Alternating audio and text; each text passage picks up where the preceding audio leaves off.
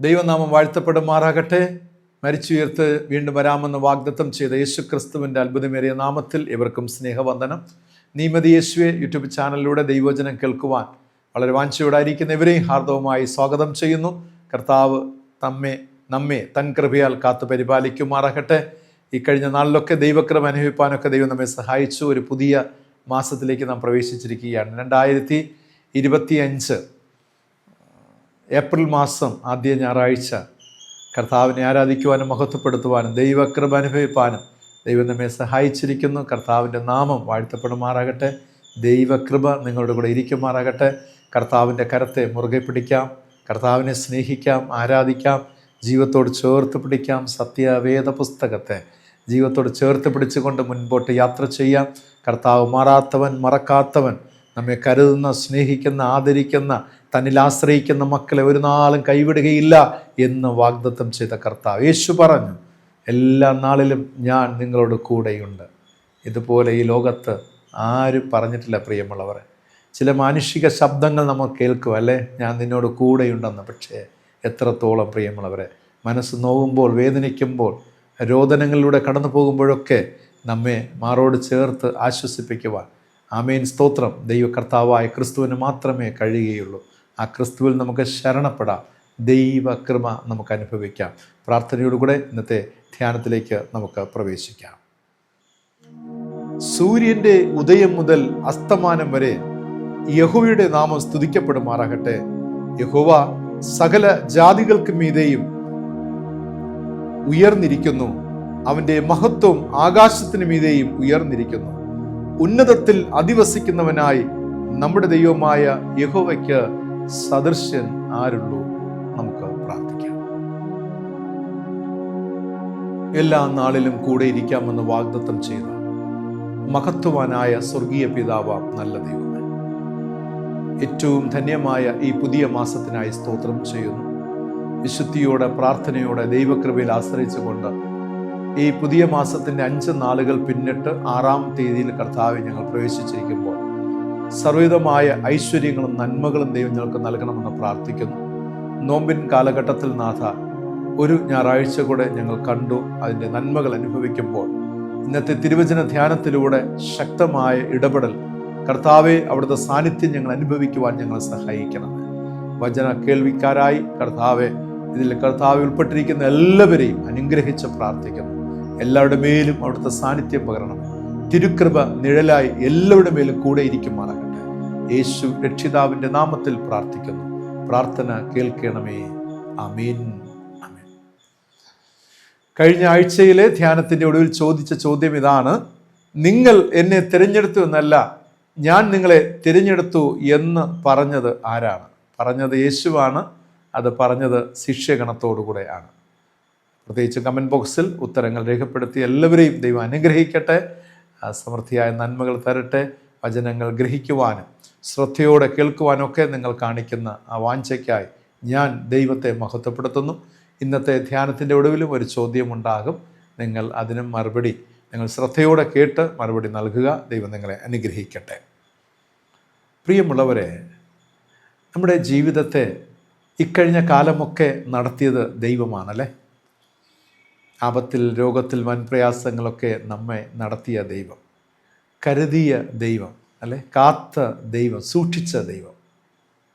അങ്ങനെയുള്ള ദൈവികമായ വഴി നടത്തുതൽ ചിലപ്പോഴൊക്കെ ജീവിതത്തിൽ ചില തിക്ത അനുഭവങ്ങൾ നമ്മുടെ ജീവിതത്തിൽ വന്നപ്പോൾ അതിനെ ദൈവിക പദ്ധതികളായി കാണുവാൻ നമുക്ക് സാധിച്ചിട്ടുണ്ടോ?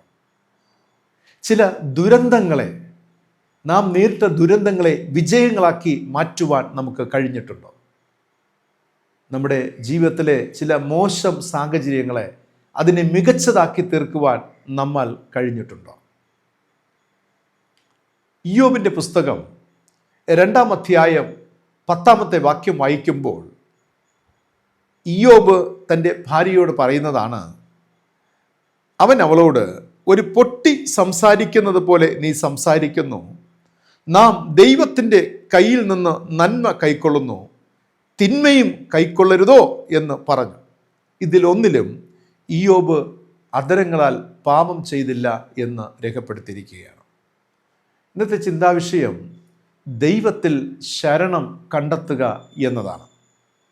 ഏതൊരു ദൈവ പൈതലിൻ്റെയും ജീവിതത്തിൽ കഷ്ടതകളും പരിശോധനകളും അതൊരു അപൂർവ കാര്യമല്ല എന്ന് നമുക്ക് അറിയാം. എന്നാൽ ഇവയ്ക്ക് നേരെയുള്ള പ്രതികരണങ്ങൾ ഓരോരുത്തരുടെയും വ്യത്യസ്തമായിരിക്കും എന്നതാണ് നമ്മെ അത്ഭുതപ്പെടുത്തുന്നത്, അല്ലെ? എല്ലാവരുടെ ജീവിതത്തിലെ പ്രതിസന്ധികളും പ്രതികൂലങ്ങളും പരിശോധന കഷ്ടതകളൊക്കെ ഉണ്ടാകാം. പക്ഷേ ഓരോരുത്തരും ഇതിനോട് വച്ചു പുലർത്തുന്ന മനോഭാവവും പ്രതികരണങ്ങളും വിഭിന്ന തരത്തിലായിരിക്കും എന്നതാണ്. ഈ വിഷയത്തിൽ പ്രതികരണത്തിൽ നമുക്ക് മാതൃകയാക്കാവുന്ന ഏക വ്യക്തിയാണ് ഇയ്യോബ്, ഭക്തനായ ഇയ്യോബ്. ഇയ്യോബ് തൻ്റെ ജീവിതത്തിൽ ചെയ്തത് എന്തെന്നറിയാമോ? തൻ്റെ ജീവിതത്തിൻ്റെ തിക്തമായ അനുഭവങ്ങളെ ഇയ്യോബ് ദൈവിക പദ്ധതികളായി കണ്ടു എന്നതാണ്. തൻ്റെ ജീവിതത്തിൽ ഏർപ്പെട്ട ദുരന്തങ്ങളെ താൻ വിജയമാക്കി തീർത്തു എന്നതാണ്. ജീവിതത്തിൽ താൻ നേരിട്ട മോശം സാഹചര്യങ്ങളെ ഇയ്യോബ് മികച്ചതാക്കി തീർത്തു എന്നതാണ്. ഈ സംഭവത്തിൽ ഇയ്യോബിൻ്റെ ജീവിതവുമായി ബന്ധപ്പെട്ട ചില സത്യങ്ങൾ ദൈവം നമുക്ക് ഇന്ന് പ്രഭാതത്തിൽ വെളിപ്പെടുത്തി നൽകുകയാണ്. അത് ഏതൊക്കെയെന്ന് നമുക്ക് നോക്കാം. ഒന്നാമത്തേത്, ദൈവം നമ്മെ ഒരിക്കലും പ്രതികൂലരഹിതമായ ഒരു ക്രിസ്തീയ ജീവിതം വാഗ്ദത്തം ചെയ്തിട്ടില്ല. ദൈവം നമുക്ക് ഒരിക്കലും പ്രതികൂലരഹിതമായ ഒരു ജീവിതം വാഗ്ദത്തം ചെയ്തിട്ടില്ല എന്നതാണ്. യോഹന്നാൻ എഴുതിയ സുവിശേഷം 15:18 വായിക്കുമ്പോൾ, ലോകം നിങ്ങളെ പകയ്ക്കുന്നു എങ്കിൽ അത് നിങ്ങൾക്ക് മുൻപേ എന്നെ പകച്ചിരിക്കുന്നു എന്ന് നമ്മുടെ കർത്താവ് അവിടെ അരുളി ചെയ്തിരിക്കുകയാണ്. അതായത് കർത്താവ് നമ്മോട് പറയുന്നത്, ക്രിസ്തുവായ എന്നെ പകച്ച ലോകത്തിലാണ് നിങ്ങളും ജീവിച്ചു കൊണ്ടിരിക്കുന്നത്. അതുകൊണ്ട് തന്നെയാകാം ക്രിസ്തു വീണ്ടും പറഞ്ഞത് 16-ാം അധ്യായം യോഹന്നാൻ 16:33 ലോകത്തിൽ നിങ്ങൾക്ക് കഷ്ടമുണ്ട്, എങ്കിലും ധൈര്യപ്പെടുവിൻ, ഞാൻ ലോകത്തെ ജയിച്ചിരിക്കുന്നു. കർത്താവ് സഞ്ചരിച്ച പാതകളിലൂടെയാണ് തൻ്റെ അനുഗാമികളും പിൻഗാമികളൊക്കെ സഞ്ചരിക്കേണ്ടത് എന്ന ഒരു ആഹ്വാനവും നമുക്കിവിടെ നൽകുന്നുണ്ട്. ഇതിൽ എത്രത്തോളം നീതി പുലർത്തുവാൻ നമുക്ക് കഴിഞ്ഞിട്ടുണ്ട് എന്നത് ശ്രദ്ധേയമായ കാതലായ ഒരു ചിന്തയാണ്. എത്രത്തോളം നീതി പുലർത്തുവാൻ നമുക്ക് കഴിഞ്ഞിട്ടുണ്ട്. പ്രിയമുള്ളവരെ, ഒരു വിശ്വാസിയുടെ ജീവിതം എന്നത് അത് കഷ്ടതകളില്ലാതെ ദൈവം പ്രദാനം ചെയ്യുന്നില്ല. പ്രതികൂലങ്ങളില്ലാത്ത ജീവിതമല്ല ഒരു ദൈവ പൈതന്റെ ജീവിതത്തിൽ ദൈവം അനുവദിക്കുന്നത്. അതിൽ പരിശോധനകളുണ്ട്, പ്രതികൂലങ്ങളുണ്ട്, ശോധനകളുണ്ട്, മറ്റു പലതുമായ വിഷമതകൾ അതിൽ ദൈവം ഉൾപ്പെടുത്തിയിട്ടുണ്ട് എന്നുള്ളതാണ്. പക്ഷേ ദൈവത്തിൻ്റെ കരം നമ്മോട് കൂടെ ഉണ്ടാകും എന്ന് നാം വിസ്മരിക്കരുത്. ഞാൻ പലപ്പോഴും പറഞ്ഞിട്ടുണ്ട്, Christian life is not a smooth life, but it is a safe life. ക്രിസ്തീയ ജീവിതം എന്ന് പറയുന്നത് വളരെ സുഗമമായ ഒന്നല്ല, സേഫ് അല്ലെങ്കിൽ സ്മൂത്തായ ഒന്നല്ല, പക്ഷേ സേഫായ ഒന്നാണ്. കാരണം അവിടെ നമ്മെ കരുതുന്നത്, നമ്മെ താങ്ങുന്നത്, നമ്മെ ലീഡ് ചെയ്യുന്നത് ദൈവമാണ്.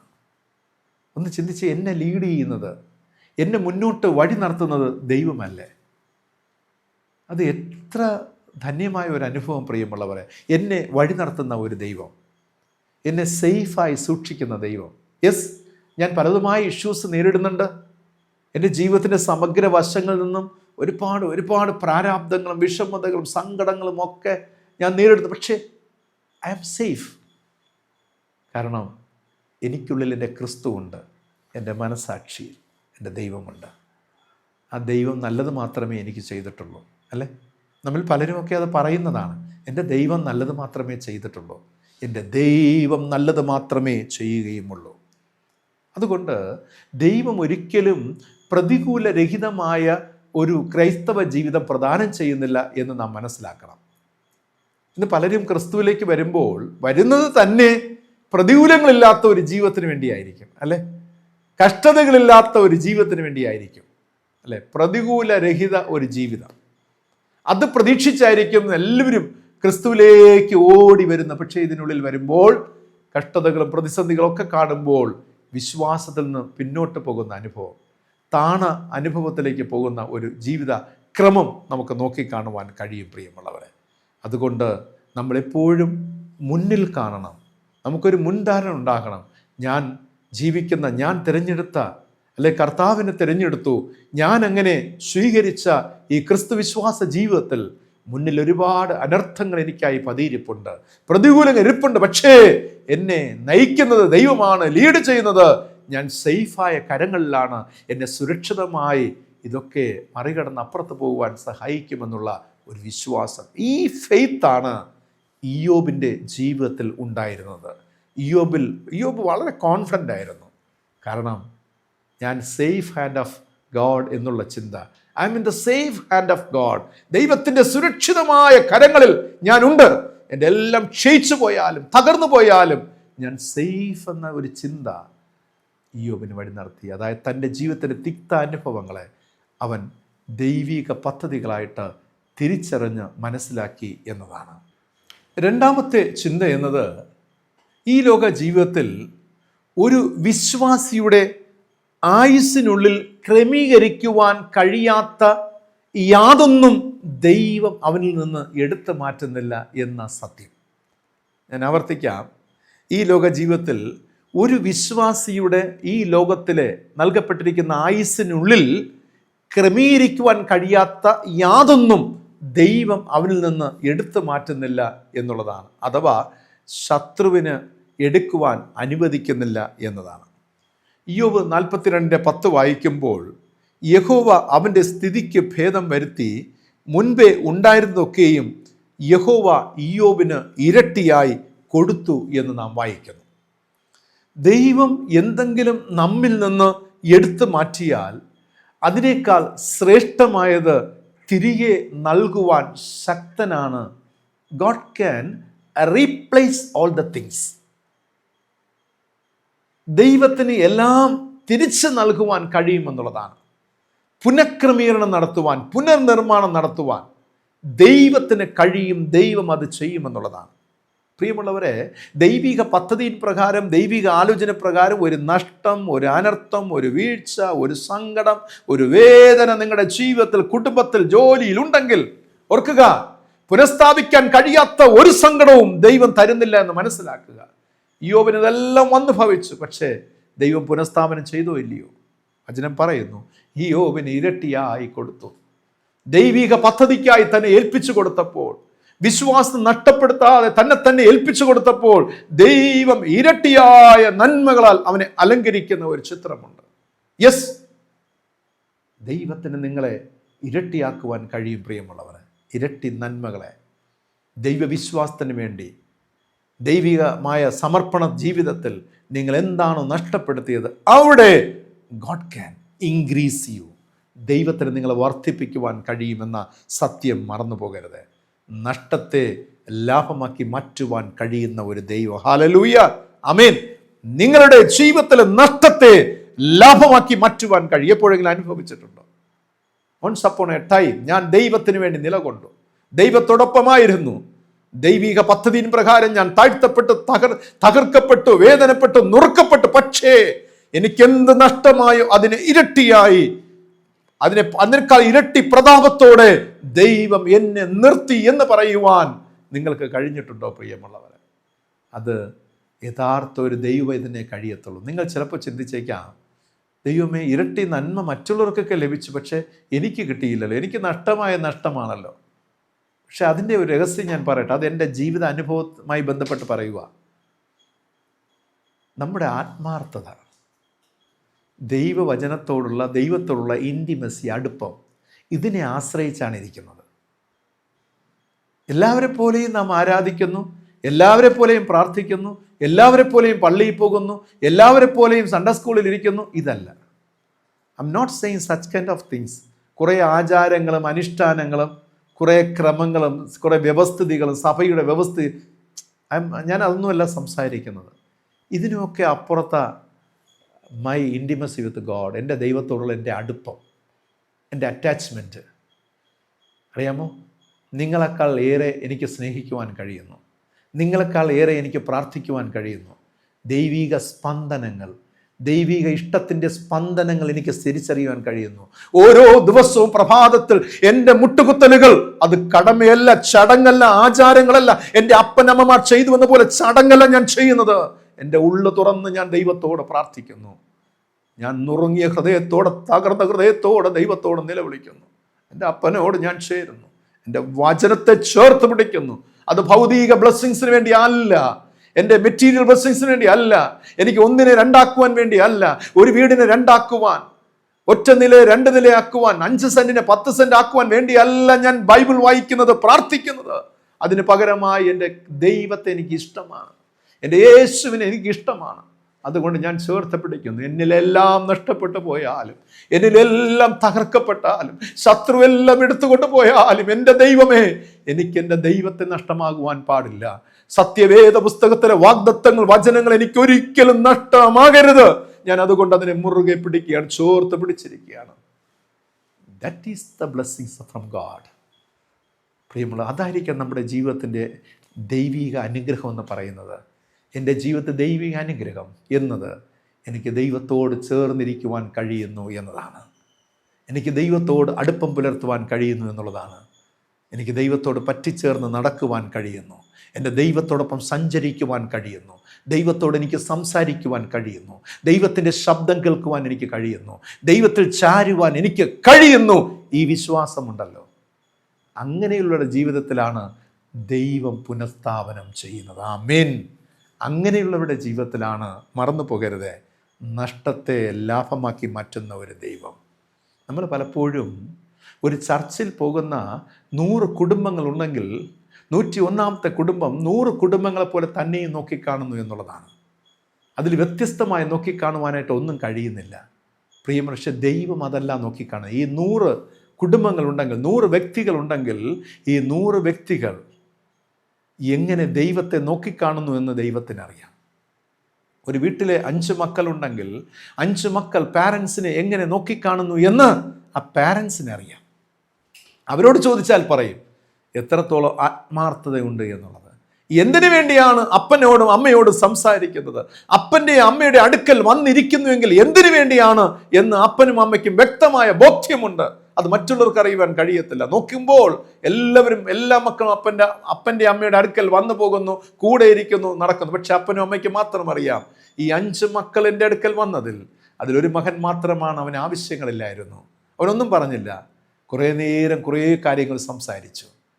അപ്പോൾ ഈ അപ്പനും അമ്മയും മനസ്സിലാക്കി, എൻ്റെ ഈ മകന് അഥവാ ഈ മകൾക്ക് എന്നോട് സംസാരിക്കാൻ, എൻ്റെ അടുത്തിരിക്കുന്നത് വളരെ ഇഷ്ടമാണ്. ആമേൻ, ഹല്ലേലൂയ. പ്രിയമുള്ളവരെ, ഇതാണ് വ്യത്യാസം. ഇതാണ് വ്യത്യാസം. നിങ്ങൾക്ക് മനസ്സിലായി കാണുമല്ലോ.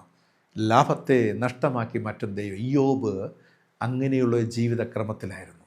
ഇയ്യോബിൻ്റെ പുസ്തകം 1-ാം അധ്യായം ആരംഭ ഭാഗമൊക്കെ നാം വായിച്ച് നോക്കുമ്പോൾ അത് നമുക്ക് നോക്കിക്കാണുവാൻ സാധിക്കും. പ്രിയമുള്ളവർ, വ്യത്യസ്തമായ അനുഭവങ്ങൾ, വ്യത്യസ്തമായ തലങ്ങൾ, നമ്മളിലൊന്നും ഇല്ലാത്ത ഒരു പ്രത്യേകത ഇയ്യോബിനുണ്ടായിരുന്നു.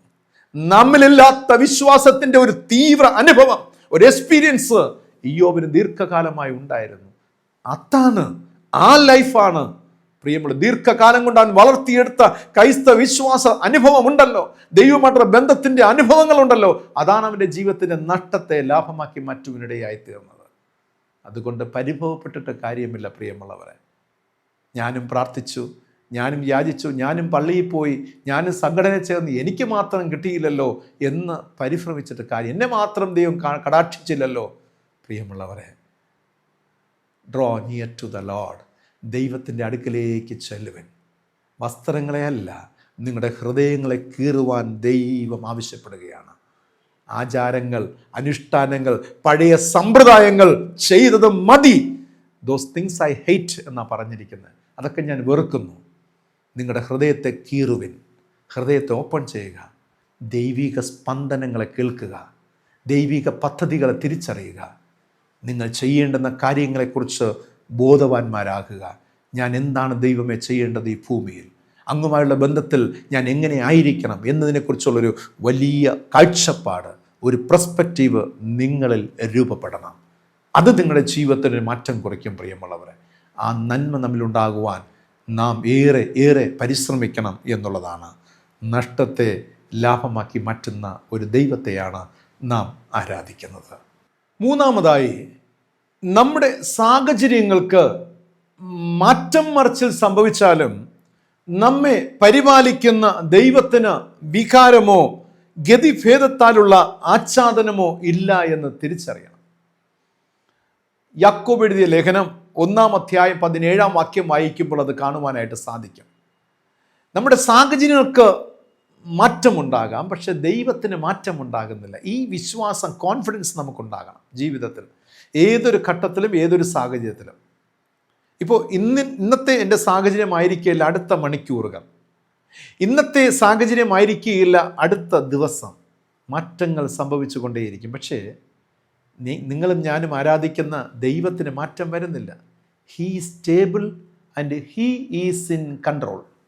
ദൈവം നിയന്ത്രണത്തിൽ ആകുന്നു. ഈ സത്യം നാം വിസ്മരിക്കരുത്. എല്ലായ്പ്പോഴും അത് നാം ഓർത്തിരിക്കണം. ഞാൻ ആരാധിക്കുന്ന, ഞാൻ സ്നേഹിക്കുന്ന, ഞാൻ വിശ്വസിക്കുന്ന ദൈവം നിയന്ത്രണത്തിലാകുന്നു. എൻ്റെ സാഹചര്യങ്ങൾക്കാണ് മാറ്റം സംഭവിക്കുന്നത്, എൻ്റെ ചിന്തകൾക്കാണ് മാറ്റം സംഭവിക്കുന്നത്, എൻ്റെ തീരുമാനങ്ങൾക്ക്, എൻ്റെ ധാരണകൾക്കാണ് മാറ്റം സംഭവിക്കുന്നത്, എൻ്റെ ചില മുൻധാരണകൾ. പ്രിയമുള്ളവരെ, ബൈബിൾ പറയുന്നത് God is always stable and he is in control. ദൈവം നിയന്ത്രണത്തിലാകുന്നു. സോ എന്തിന് നാം കുലുങ്ങണം? അതാണ് ചോദ്യം. എന്തിന് നാം കുലുങ്ങണം? എന്തിന് വൈബ്രൻ്റ് ആകണം? എന്തിന് തളർന്നു പോകണം? എന്തിന് തകരണം? യോബിനെ ഒന്ന് നോക്കിയേ. അവൻ തകരുന്നില്ല, തളരുന്നില്ല, സ്റ്റേബിളായി നിൽക്കുകയാണ്. Because he knows to whom he worship and to whom he have faith. അല്ലേ? അവൻ ആരിലാണ് വിശ്വസിക്കുന്നത്? ആരിലാണ് ആശ്രയിക്കുന്നത്? ശക്തമായ വ്യക്തമായ ബോധ്യം യോബിനുണ്ടായിരുന്നു. We need such kind of faith. അങ്ങനെയുള്ള ഒരു വിശ്വാസം നമുക്കുണ്ടാകണം. ഞാൻ ആരാധിക്കുന്ന ദൈവം സ്റ്റേബിൾ. എൻ്റെ ശരീരത്തിന് മാറ്റം സംഭവിച്ചു, എൻ്റെ ഹെൽത്ത് ഇഷ്യൂസ്, എൻ്റെ സാമ്പത്തിക വിഷമതകൾ, എൻ്റെ ഭാരങ്ങൾ, പക്ഷേ my God is stable always. He can control my life. എൻ്റെ ദൈവത്തിന് എൻ്റെ ജീവിതത്തെ നിയന്ത്രണത്തിൽ എത്തിക്കുവാൻ കഴിയും. എൻ്റെ ജീവിതത്തിൻ്റെ നിയന്ത്രണമെല്ലാം നഷ്ടപ്പെട്ടു പോയി എന്ന് ചിന്തിക്കുമ്പോൾ ഈ ദൈവത്തിന് നിയന്ത്രണത്തിന് കീഴിൽ കൊണ്ടുവരുവാൻ കഴിയും. സർവ്വ വല്ലഭനായ ദൈവം. ഏറ്റവും ഒടുവിലായി, തിക്ത അനുഭവങ്ങൾ ജീവിതത്തിൽ ഉണ്ടാകും. എന്നാലത് ദൈവത്തിൻ്റെ ക്രൂര വിനോദമല്ല എന്ന് മനസ്സിലാക്കുക. ദൈവത്തിൻ്റെ ഹിതം നമ്മിൽ പൂർത്തീകരിക്കേണ്ടതിനും നാം പൂർണ്ണമായി ദൈവത്തിൽ ആശ്രയിക്കേണ്ടതിനുമാകുന്നു ഇങ്ങനെയുള്ള അനർത്ഥങ്ങൾ നമ്മുടെ ജീവിതത്തിൽ നേരിടുന്നത്. അല്ലേ? ചിലപ്പോഴെങ്കിലും നമ്മൾ ചിന്തിച്ച് കാണും, എന്തിനാണ് ദൈവം ഇത് കണ്ട് അങ്ങോട്ട് ഇത് വിനോദമാണോ എന്ന് ചിന്തിച്ചു പോകും. ഈ ദുരന്തങ്ങൾ, പ്രകൃതിയിലെ യുദ്ധങ്ങൾ, യുദ്ധക്കെടുതികൾ, അസമാധാനമായ അനുഭവങ്ങൾ, അകാല മരണങ്ങൾ, നൊമ്പരങ്ങൾ, വേദനകൾ, ദൈവമേ അവിടുത്തെ ക്രൂരമായ വിനോദങ്ങളാണോ എന്ന് ചിന്തിച്ചു പോകും. അല്ലേ? റഷ്യ യുക്രൈനൊക്കെ യുദ്ധത്തിൻ്റെ ആ കാലഘട്ടത്തൊക്കെ നമ്മൾ ചിന്തിച്ചു പോയിട്ടുണ്ട്. അല്ലേ? പ്രകൃതി ദുരന്തങ്ങൾ, അല്ലേ, ഉരുൾപൊട്ടലുകൾ വന്ന് എത്രയോ ജീവിതങ്ങൾ പോലും നമ്മൾ ചിന്തിച്ചു പോകണ്ട ദൈവത്തിൻ്റെ ക്രൂരമായ വിനോദങ്ങളാണോ എന്ന്. ഇല്ല പ്രിയമുള്ളവരെ, ദൈവത്തിൻ്റെ ഹിതം പൂർത്തീകരിക്കപ്പെടുകയാണ്. അത് ഇരുകൈ നീട്ടി നാം സ്വീകരിക്കുക. അതല്ലേ നാം പാടുന്നത്, നിൻ്റെ ഹിതം പോലെ എന്നെ നിത്യം നടത്തിയണമേ. ഈ നിൻ്റെ ഹിതം പോലെ എന്നെ നിത്യം നടത്തിയണമേ എന്ന് പാടുന്ന ഏറ്റുപറയുന്ന നാമാണ് ഇങ്ങനെയുള്ളതൊക്കെ കാണുമ്പോൾ ദൈവത്തിനെതിരായിട്ട് ക്വസ്റ്റ്യൻ ചെയ്യുന്നത്, ചോദ്യം ചെയ്യുന്നത്. ചോദ്യം ചെയ്യാതെ വാങ്ങി പാനം ചെയ്യുവാൻ നമുക്ക് കഴിയണം. അല്ലേ? മറ്റൊരു ഭക്തൻ എഴുതിയ പാട്ടാണ്, ചോദ്യം ചെയ്യാതെ വാങ്ങി പാനം ചെയ്യുവാൻ തിരുകൃപ എന്നിൽ പകരണമേ. ഈ ലോകത്ത് ദൈവത്തിനെതിരായി ചോദ്യം ചെയ്യുവാൻ ഒന്നുമില്ല പ്രിയമുള്ളവരെ. ഇരു കൈ നീട്ടി സ്വീകരിക്കുവാൻ, ചേർത്ത് പിടിക്കുവാൻ കഴിയണം. അവിടെയാണ് ജീവിതത്തിൻ്റെ സക്സസ്, അവിടെയാണ് ജീവിതത്തിൻ്റെ ഉയർച്ച, അവിടെയാണ് ജീവിതത്തിൻ്റെ നന്മ നമുക്ക് നോക്കിക്കാണുവാൻ കഴിയുന്നത് പ്രിയമുള്ളവരെ. ഈ രഹസ്യം ഗ്രഹിച്ചുകൊണ്ട് പ്രിയമുള്ളവരെ, മനുഷ്യനിൽ ആശ്രയിക്കുന്നേക്കാൾ യഹോവയിൽ ആശ്രയിക്കുന്നത് നല്ലത് എന്ന തീരുമാനത്തിലെത്തുവാനും ജീവിക്കുവാനും നമുക്ക് കഴിയണം പ്രിയമുള്ളവരെ. എന്ന് ദൃഢമായി വിശ്വസിക്കുക. അപ്പോൾ മാത്രമേ നമ്മുടെ ജീവിതം ദൈവത്തിൻ്റെ കരങ്ങളിൽ സുരക്ഷിതമാണെന്ന് മനസ്സിലാക്കുവാൻ കഴിയുകയുള്ളൂ. മനുഷ്യരിൽ ആശ്രയിക്കുന്നതിനേക്കാൾ യഹോവയിൽ ആശ്രയിക്കും നല്ലത് എന്ന് 1000 വട്ടം നമ്മുടെ മനസ്സിനോട് പറയും, നമ്മുടെ ആത്മാവിനോട് പറയുക. എൻ്റെ മനസ്സേ, എൻ്റെ ആത്മാവേ, നീ മനുഷ്യരിൽ ആശ്രയിക്കരുത്. മനുഷ്യൻ ചിന്തിക്കുന്നത് പോലെ അല്ല, ദൈവിക ചിന്തയിൽ വസിക്കുക, ദൈവത്തിൽ ആശ്രയിക്കുക എന്ന് എൻ്റെ ആത്മാവിനോട്, എൻ്റെ മനസ്സിനോട്, എൻ്റെ ബോധ മനസ്സിനോട് പറയുക.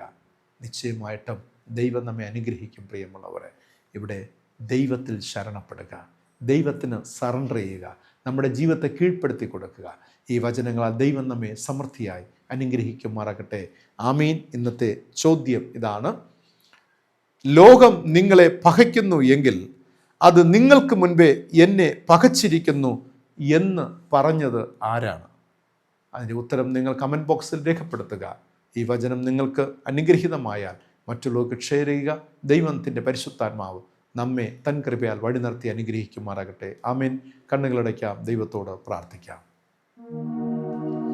അൽഫായും ഒമേഗയും, ആദിയും അന്തവും ആദ്യനും ഒടുക്കത്തിനുമായിരിക്കുന്ന സർവ്വവല്ലഭനായ സ്വർഗസ്ഥ പിതാവാം ദൈവമേ, അനുഗ്രഹിക്കപ്പെട്ട ഈ നല്ല ദിനത്തിനായി സ്തോത്രം ചെയ്യുന്നു. കർത്താവ് നൽകിയ നല്ല ചിന്തകൾക്കായി സ്തോത്രം ചെയ്യുന്നു പിതാവേ. ആഴമേറിയ അനുഭവങ്ങൾ ഇയ്യോബിന്റെ ജീവിതത്തിലൂടെ, ഇയ്യോബ് ഞങ്ങൾക്ക് മാതൃകാ പുരുഷനായി കർത്താവ് വിശ്വാസ ജീവിതത്തിൽ കഷ്ടതകളുടെ നടുവിൽ ഞങ്ങൾക്ക് സ്വീകരിപ്പാൻ ദൈവമേ അങ്ങനെ ഒരു മാതൃകാ ദൈവം തന്നിരിക്കുന്നവർക്ക് സ്തോത്രം ചെയ്യുന്നു.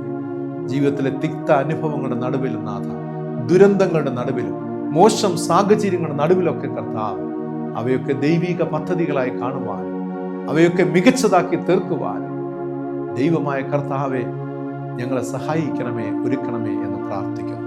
ഈ വചനം ശ്രവിച്ച എല്ലാവരെയും അവിടുത്തെ നാമത്തിൽ അനുഗ്രഹിച്ച് പ്രാർത്ഥിക്കുന്നു.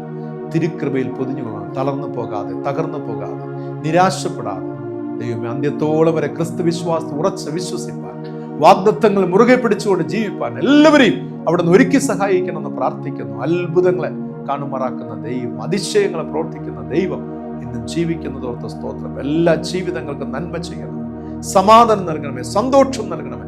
ദൈവ കൃപയിൽ എല്ലാവരെയും പൊതിഞ്ഞുകൊള്ളണമെന്ന് പ്രാർത്ഥിക്കുന്നു. ആത്മബലത്തിൽ വഴി നടത്തണം. ഞങ്ങളെ തന്നെ മുറ്റുമായി സമർപ്പിക്കുന്നു. ഇത്രത്തോളം നടത്തിയത്, ഇത്രത്തോളം സഹായിച്ചു, അന്ത്യത്തോളം കാത്തു പരിപാലിച്ച് വഴി നടത്തണം. നീ മതി. യേശുവെ യൂട്യൂബ് ചാനലിൽ പിന്നിൽ പ്രവർത്തിക്കുന്ന യുവ സഹോദരങ്ങളെ, കുടുംബാംഗങ്ങളെ അനുഗ്രഹിച്ച് പ്രാർത്ഥിക്കുന്നു. ദൈവമേ, ഞങ്ങൾക്ക് വേണ്ടി പ്രാർത്ഥിക്കുന്ന, ഞങ്ങളെ സഹായിക്കുന്ന, ഞങ്ങളെ കരുതുന്ന, ഞങ്ങളെ സ്നേഹിക്കുന്ന എല്ലാവരെയും അനുഗ്രഹിച്ച് പ്രാർത്ഥിക്കുന്നു. ഞങ്ങളുടെ സമൂഹത്തിൽ വിഷമസന്ധികളുടെ, ഭാരങ്ങളുടെ, വേദനകളുടെ, അസമാധാനത്തിലൂടെയൊക്കെ കടന്നു പോകുന്നവരുണ്ട് കർത്താവ്. പലവിധമായ ആവശ്യങ്ങൾ ഇരിക്കുന്നവരുണ്ട്.